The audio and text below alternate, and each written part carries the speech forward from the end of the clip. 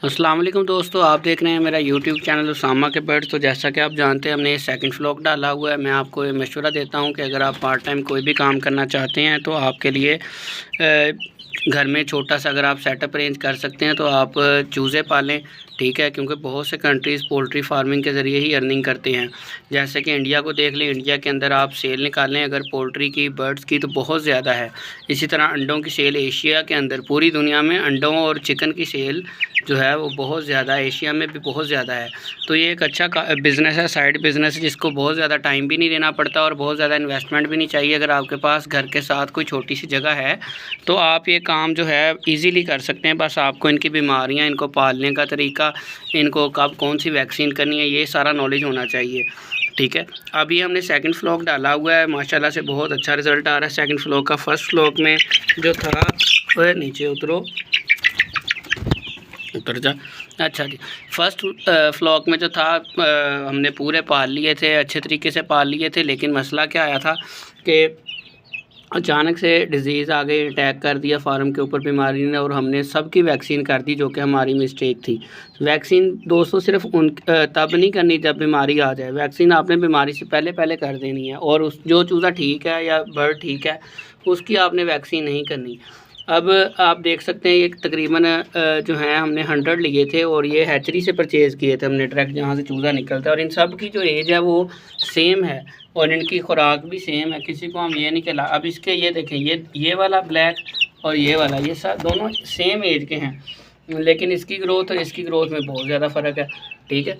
तो ये नेचुरली कुछ चीज़ें होती हैं जो कि फ़र्क डालती हैं। अगर हम पोल्ट्री फार्म की बात करें, जो प्रोफेशनल हैं, कंट्रोल शेड हैं, तो वो इस तरह के चूज़े को चीनी देते हैं। चीनी देने से क्या होता है, कमज़ोर चूज़ा जो है वो मर जाता है, और जो वेट गेन कर रहा है, जिसका उन्हें फ़ायदा हो रहा है, वो बच जाता है। लेकिन हमें इसका भी बोझ नहीं है, फिरता रहे ये भी, इसने कितना खा लेना है, क्योंकि हमारा बहुत ज़्यादा सेटअप बड़ा नहीं है, फीड का खर्चा हमें बहुत ज़्यादा नहीं पड़ता, ठीक है।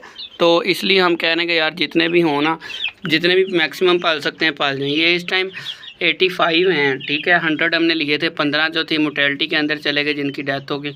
अब जब ये बड़े हो जाएंगे तो 1000 ग्राम यानी 1 kg जब वज़न हो जाएगा इनका, तो ये आप 1000 रुपये का सेल कर सकते हैं एक बर्ड। यानी कि ये अगर 85 हैं तो अगर आप इनको अल्लाह ना करे चलो 5 अगर हम और माइनस कर दें इसमें से, ठीक है, ये 80 तक चले जाएं और 80 का 80 kg वज़न हो जाए, 2 मन वज़न बनता है ये, ठीक है। और अगले 3 महीनों में इंशाल्लाह इनका वज़न हो जाएगा।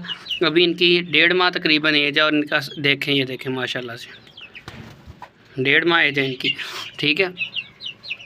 तो फिर जो है आप इनको आप सेल कर सकते हैं 80,000 रुपये की प्राइस पर कसाई को किसी भी टाइम। अंडों का आप इंतज़ार बेशक न करें, आप गोश्त के रेट के हिसाब से, देसी मुर्गे की डिमांड ज़्यादा होती है, पेशेंट लोग इसको इस्तेमाल करते हैं। शहरों के अंदर लोग जो ऑर्गेनिक चीज़ होती है उसको ज़्यादा पसंद करते हैं। तो आप कसाई के पास जाएँ, उससे बात करें कि मेरे पास देसी मुर्गे हैं, मुर्गियाँ हैं, मैंने सेल करनी है, क्या प्राइस दोगे हमें, 1000 अगर वज़न हो तो। मुख्तलिफ लोगों के पास जाएँ जो आपको प्राइस अच्छी ऑफ़र करता है।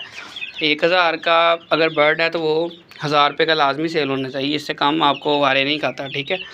तो ये फिर 80,000 रुपया प्राइस हो जाएगी। आप इनको कैलकुलेशन करें 5 से 6 माह के अंदर अंदर अगर आप 80,000 रुपया कमा लेते हैं तो आपका पर मंथ जो है वो 12-13 हज़ार रुपया, 14,000 रुपया जो है आपका बन जाता है। करना क्या, कुछ भी नहीं, बस सुबह और शाम इनको दाना डालना है, इनका सेटअप बनाना है, जो पहले स्टार्ट की कॉस्ट है।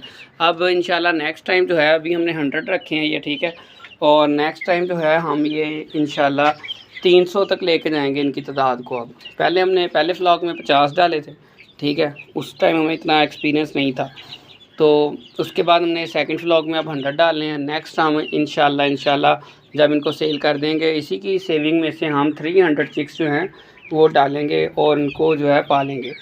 अब इनकी खुराक की बात करें और इनकी बीमारियों की बात करें, अगर हम इनको आने वाली बीमारियां, आपने स्टार्ट में सबसे पहले ही जो है इनकी वैक्सीन कर देनी है। हैचरी से अगर आप परचेज़ कर रहे हैं, जहाँ से चूज़ा अंडों में से निकलता है, तो आपने उन्हें ही कहना है कि आप हमें वैक्सीन शुदा दे दें। वो आँखों में ड्रॉप्स भी डाल देते हैं, एंडी की वैक्सीन भी कर देते हैं, तो उससे आपका जो है काफ़ी जो है सेट रह जाता है सिस्टम जो है, ठीक है। उसके बाद जैसे ही हफ़्ता 10 दिन गुजरते हैं, आपने इनको ज़्यादा नहीं डालना, तब इनका जो पोटा होता है वो बहुत कमज़ोर होता है। बहुत कम खुराक देनी है आपने, पहले 10 दिन सिर्फ ज़िंदा रखना है। चूज़ा छोटा होता है, चूज़े को आपने ना सर्दी लगने देनी है उस मौसम में, ना गर्मी, ठीक है। इस तरह का टेम्परेचर देना है कि वो 30 to 35 रहे, 25 to 30 यहाँ तक रहे, ना 40 की तरफ को टेम्परेचर जाए और ना 25 से नीचे की तरफ को आए, क्योंकि ना उसमें सर्दी बर्दाश्त करने की हिम्मत होती है ना गर्मी।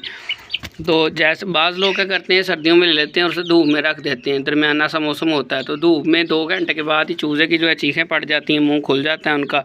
जैसे ये देखें, इनका भी गर्मी लग रही है, इसको ये मुंह खोला हुआ है इसने, तो उनमें दोनों सख्त नहीं होती, वो 1 घंटे के अंदर अंदर लेट जाते हैं, फिर वो उनको रिकवर करना बड़ा मुश्किल हो जाता है। सबसे पहले तो आपने ये ख्याल रखना है, पहली टिप क्या दी मैंने आपको कि आपने उनको ज़्यादा नहीं डालना पहले 10 दिन। दूसरी टिप मैंने आपको दी, टेम्परेचर मेंटेन रखना है आपने। तीसरी, जब आपने उन्हें पानी देना है तो वो पानी पीते एक दूसरे के ऊपर फलांगते हैं, जब वो गीले हो जाते हैं, ठीक है, वो गीले हो जाते हैं जिसकी वजह से उन्हें ठंड लग जाती है। वो बेशक गर्मी हो, उसे ठंड लग जाएगी, उसमें बर्दाश्त की सख्त नहीं होती है अभी, तो वो भी मसला मसाइल बन जाता है। चौथी टिप क्या है कि जैसे ही आपके 10-12 दिन गुजरेंगे, उनका पोटा जो है उनके अंदर जमा होना शुरू हो जाएगी रोज़ की खुराक, और वो रुकना शुरू हो जाएगा।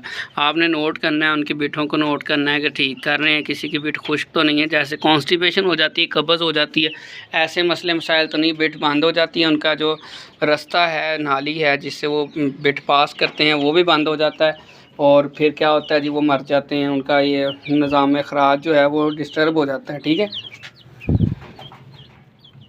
ये क्या हुआ है, नहीं ठीक है। अच्छा, तो उसके बाद आपने क्या करना है, इनकी फ़्लशिंग करनी है, चिक्स फ़्लशिंग कैसे करें, मेरे इसी यूट्यूब चैनल पर चूज़ों की फ़्लशिंग कैसे करें वीडियो पड़ी है, लॉन्ग वीडियो है, डिटेल से सुन सकते हैं आप। यहाँ भी मैं थोड़ा सा बता देता हूँ कि चिक्स फ़्लशिंग के अंदर हम इनको गुड़ या मीठा पानी देते हैं जिससे इनका मैदा साफ़ हो जाता है, लेकिन वो बार बार नहीं करनी, क्योंकि उससे इनको ये थोड़ा सा पीछे आ जाती है, ग्रोथ इनकी रुक क्यों जाती है कि वो मैदा इनका साफ़ होता है, फिर इनको थोड़ी सी वीकनेस हो जाती है।